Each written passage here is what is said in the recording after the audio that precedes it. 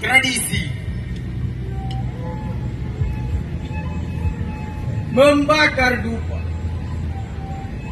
melakukan ritual apa sili, dibalas saukang, berlilit kain putih. Arak tradisi, berawu genda pakanjara.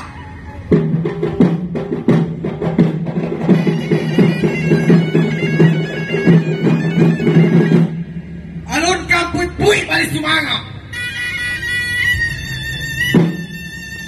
Melapalkan roh dalam doa.